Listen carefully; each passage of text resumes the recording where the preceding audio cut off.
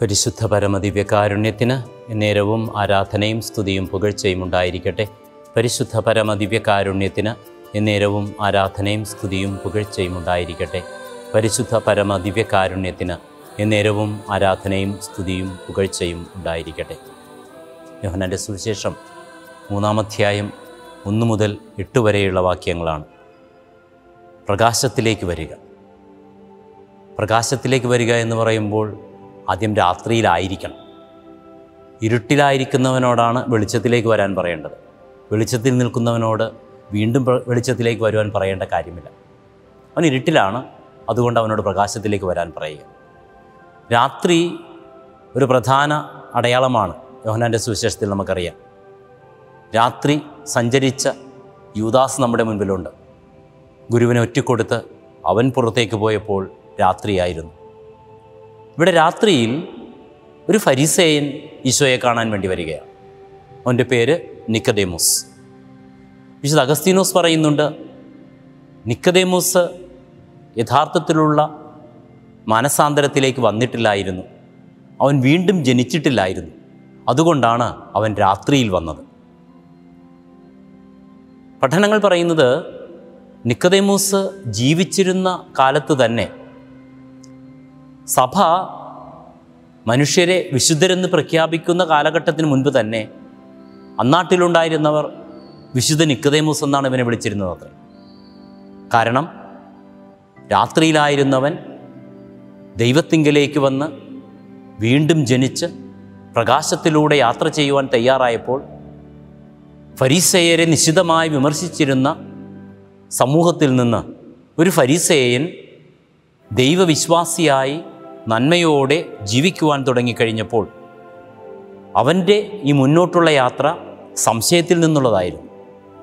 സംശയം വിശ്വാസത്തെ നശിപ്പിക്കുവാനുള്ളതല്ല, നേരെ മറിച്ച് വിശ്വാസത്തെ ആഴപ്പെടുത്തുവാനുള്ളതാണ്.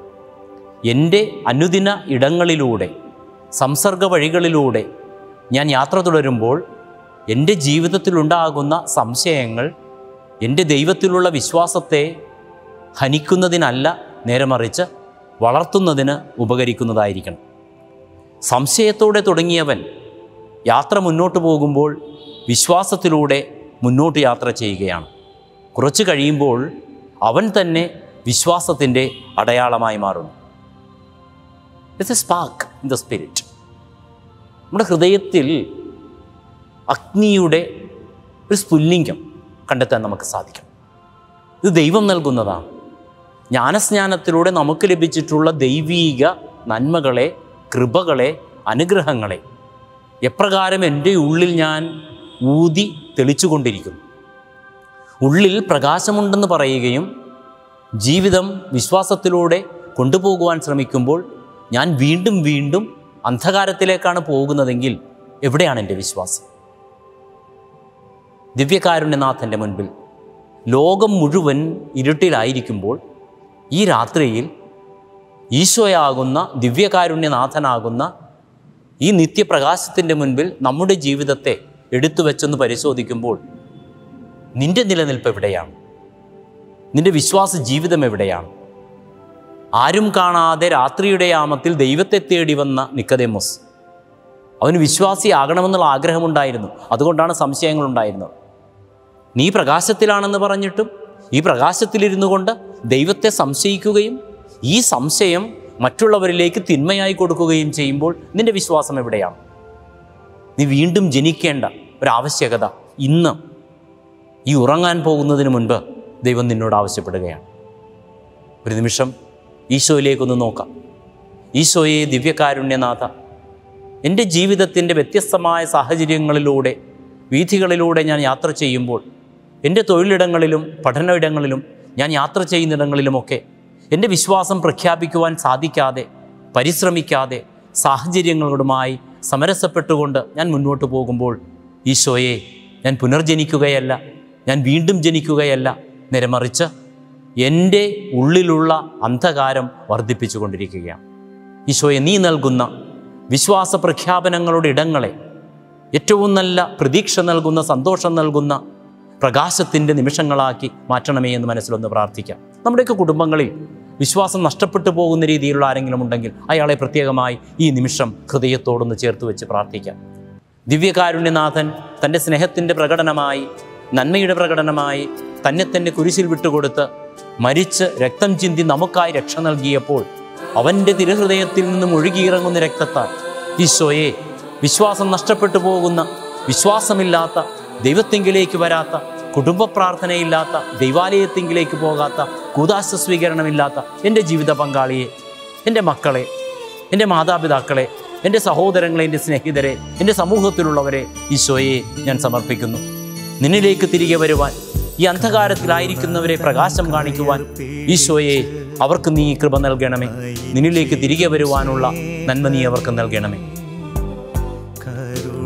പരിശുദ്ധ പരമദിവ്യ കാരുണ്യത്തിന് നേരവും ആരാധനയും സ്തുതിയും പുകഴ്ചയും ഉണ്ടായിരിക്കട്ടെ. പരിശുദ്ധ പരമദിവ്യ കാരുണ്യത്തിന് എന്നേരവും ആരാധനയും സ്തുതിയും പുകഴ്ചയും ഉണ്ടായിരിക്കട്ടെ. പരിശുദ്ധ പരമദിവ്യ കാരുണ്യത്തിന് എന്നേരവും ആരാധനയും സ്തുതിയും പുകഴ്ചയും ഉണ്ടായിരിക്കട്ടെ. വിശ്വാസം നഷ്ടപ്പെടുന്ന, വിശ്വാസത്തിൽ നിന്ന് മാറിക്കൊണ്ടിരിക്കുന്ന, അല്പവിശ്വാസത്തിലേക്ക് പോയിക്കൊണ്ടിരിക്കുന്ന സഹോദരങ്ങളെ പ്രത്യേകമായി ഹൃദയത്തോട് ചേർത്ത് വെച്ച് അനുഗ്രഹിക്കണമേ എന്ന് പ്രാർത്ഥിച്ച് നമുക്ക് ഈശോയുടെ ആശീർവാദം സ്വീകരിക്കാം.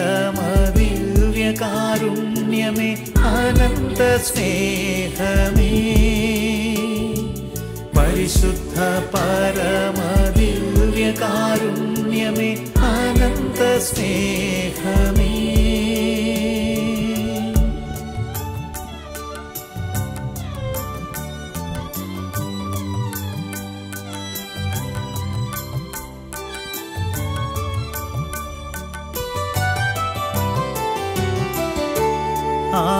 പരിശുദ്ധ പരമദിവ്യ കാരുണ്യത്തിന് നേരവും ആരാധനയും സ്തുതിയും പുകഴ്ചയും ഉണ്ടായിരിക്കട്ടെ. പരിശുദ്ധ പരമദിവ്യ കാരുണ്യത്തിന് നേരവും ആരാധനയും സ്തുതിയും പുകഴ്ചയും ഉണ്ടായിരിക്കട്ടെ. പരിശുദ്ധ പരമദിവ്യ കാരുണ്യത്തിന് നേരവും ആരാധനയും സ്തുതിയും പുകഴ്ചയും ഉണ്ടായിരിക്കട്ടെ. ഇരുളിൽ പ്രകാശമായി മാറുന്ന ഈശോയുടെ സാന്നിധ്യം സ്നേഹപൂർവ്വം ആശംസിക്കുന്നു. പുതിയൊരു പുലരിയിൽ നന്മയോടെ പ്രകാശത്തിൻ്റെ മക്കളായി നമുക്ക് ഉണർത്തെഴുന്നേൽക്കാം. ഈശോ നമ്മെ അനുഗ്രഹിക്കട്ടെ. ഈശോ മിശിഹായിക്ക് സ്തുതിയായിരിക്കട്ടെ, ഇപ്പോഴും എപ്പോഴും സ്തുതിയായിരിക്കട്ടെ.